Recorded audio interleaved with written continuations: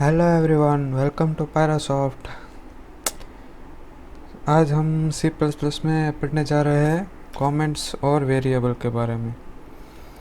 यहाँ पे जैसे कि मैंने लिखा है कि जो कमेंट्स होती है वो दो टाइप्स की होती है।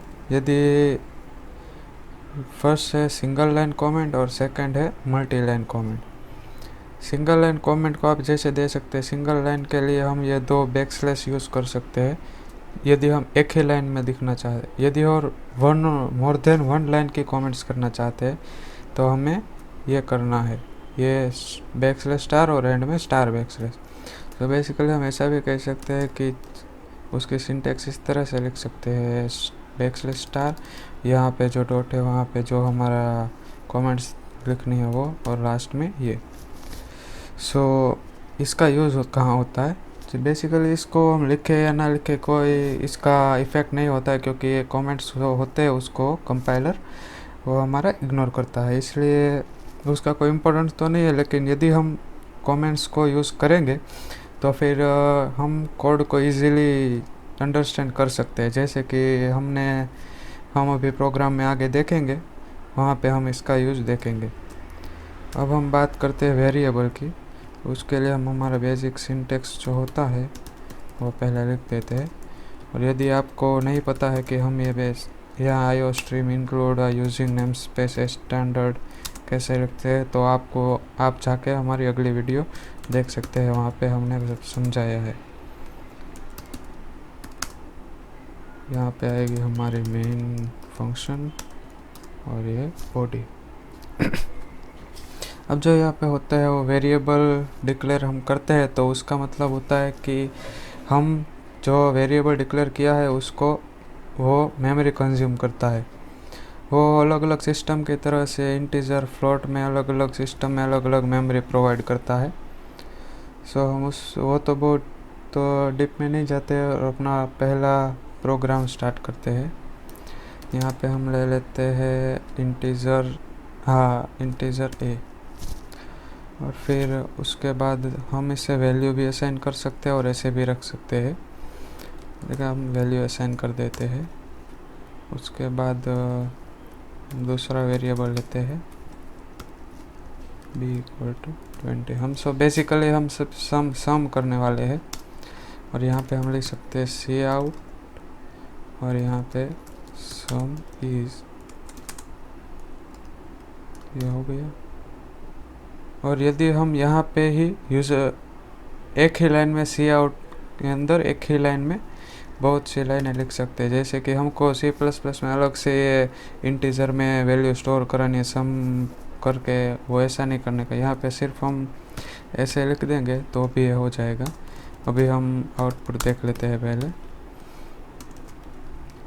ये रन करते हैं।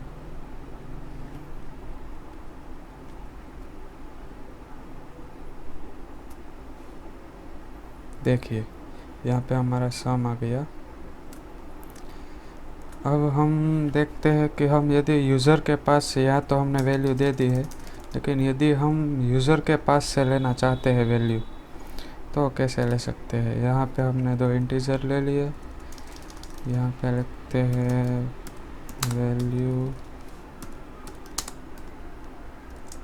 ऑफ ए, यहाँ पे नहीं आएगा।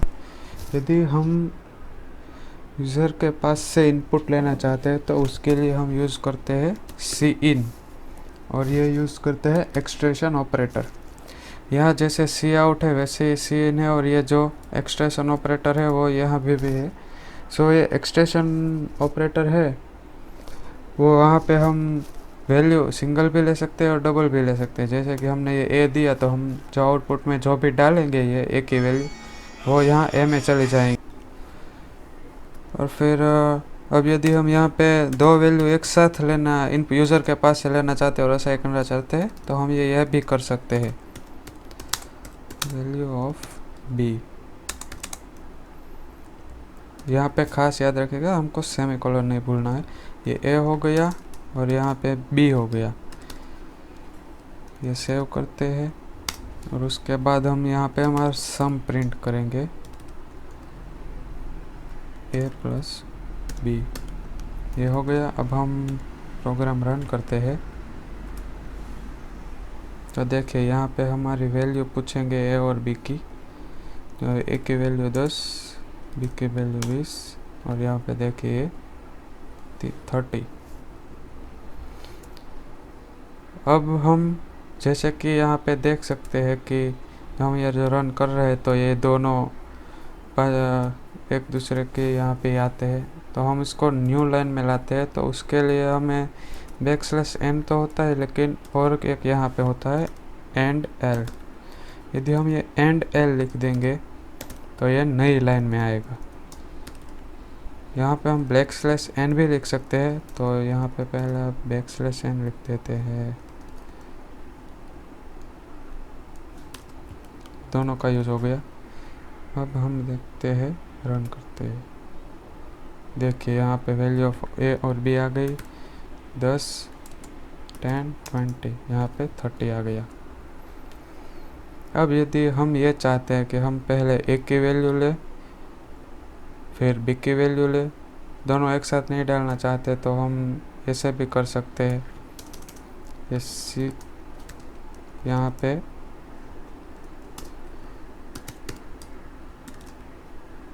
ए, यहाँ पे बी और ये हो गया हमारा। और अब हम रन करते हैं। 10, 30, ये देखिए 40 आ गया। ये तो हमारा जो ये मैथमेटिकल ऑपरेटर से वो हो गया। अब हम देखेंगे कुछ other operators like assignment operator. और फिर यदि ये मैथमेटिकल है ऑपरेटर तो उसका जो ऑपरेटर का प्रेसिडेंस है, जो उसका मतलब कि कौन सा पहले एग्जीक्यूट होगा। यदि देख लेते हैं यहाँ पे a = 10 × 4 + 5 ऐसा दिया है, तो उसमें से पहले एग्जीक्यूट क्या होता है। तो इसका प्रेसिडेंट जो होता है वो मैं यहाँ पे कमेंट्स में लिख देता हूँ।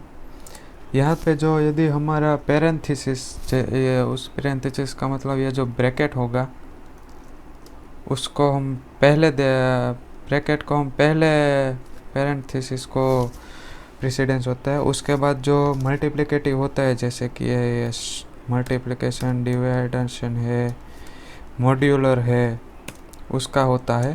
उसके बाद होता है, उसका सबसे ज़्यादा होता है। उसके बाद आता है जो ये हमारा प्लस माइनस, जो एडिटिव जैसा होता है उसका होता है। यदि आपको यहाँ पे ऐसा दिया है a = *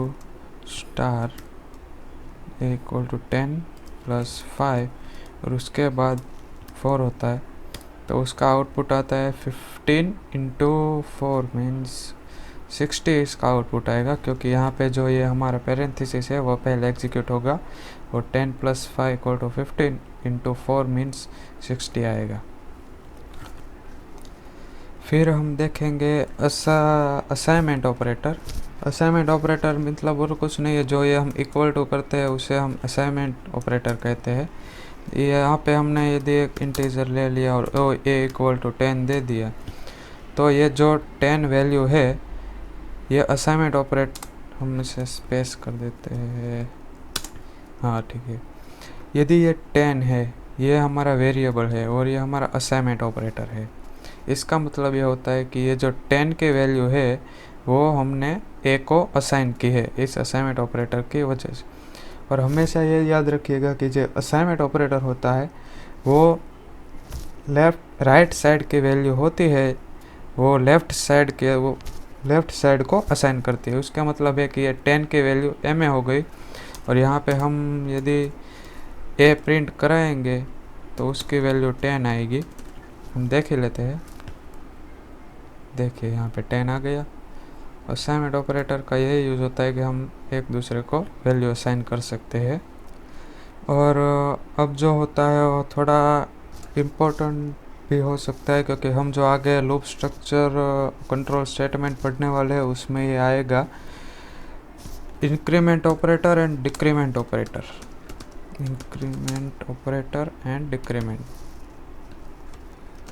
पहले हम देखेंगे इंक्रीमेंट ऑपरेटर, उसको हम जनरली ये प्लस प्लस के साइन से इंडिकेट करते हैं। तो यदि यहाँ पे हमने इंटीजर a इक्वल टू 20 ले लिया, फिर हम यहाँ पे a प्लस प्लस, यहाँ पे भी इसके भी दो टाइप है, प्रीफिक्स और पोस्ट फिक्स। प्रीफिक्स मतलब ये जो प्रीफिक्स जो आगे आता है वो, और पोस्ट फिक्स मीन्स पीछे आता है। ये पोस्ट फिक्स है, उसमें हम लास्ट में यह ऐड कर देंगे और यहाँ पे उसे प्रिंट कराते हैं a। तो फिर यहाँ पे हमारा आउटपुट क्या आएगा, 20। रन करके ही देख लेते हैं, सॉरी 20 नहीं 21 आएगा। क्योंकि ये 21 क्यों आता है, क्योंकि ये पोस्ट फिक्स का है जो पहले वैल्यू एक असाइन कर देता है और फिर उसे इंक्रीज करता है। मीन्स यदि हमने यहाँ पे दूसरा वेरिएबल ले लिया, integer b is equal to a plus plus, और फिर यहाँ पे हम a है वहाँ पे b प्रिंट करेंगे, सेव करेंगे और देखिए यहाँ पे 20। यदि हमने ये एक वेरिएबल 20 है, एक a में a की वैल्यू क्या है 20, फिर हमने इसे इंक्रीमेंट किया, पोस्ट इंक्रीमेंट किया, तो फिर यहाँ पे पहले a की वैल्यू b को होगी, और यदि हम इसके बाद हम a प्रिंट करेंगे, देखिए यहाँ पे कर ही लेते हैं, तो ये 21 आएगा। देखिए 20 और 21, इसका मतलब ये होता है कि ये पहले वैल्यू को असाइन कर देता है, और फिर जब ये दूसरी बार एक की वैल्यू होगी तो उसको ये इंक्रीमेंट करके यूज़ करता है। वैसे हम प्री इंक्रीमेंट देख लेते हैं। प्री इंक्रीमेंट मीन्स पहले ये इंक्रीमेंट करेगा ए की वैल्यू का और बी को असाइन करेगा, और ए की वैल्यू बाद में प्रिंट करेगा। हम ये भी देख लेते हैं।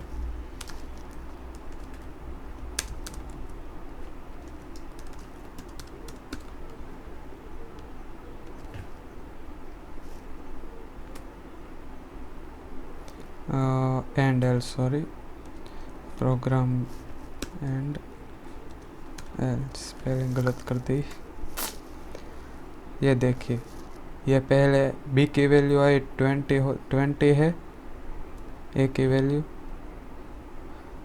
फिर हमने ये जो इंक्रीमेंट किया उसका मतलब है 20 की वैल्यू 21 हो गई और ये b को असाइन हो गई, इसलिए यहाँ पे हमने b प्रिंट कर दिया और a की वैल्यू इंक्रीमेंट होकर क्या 21 हो गई थी।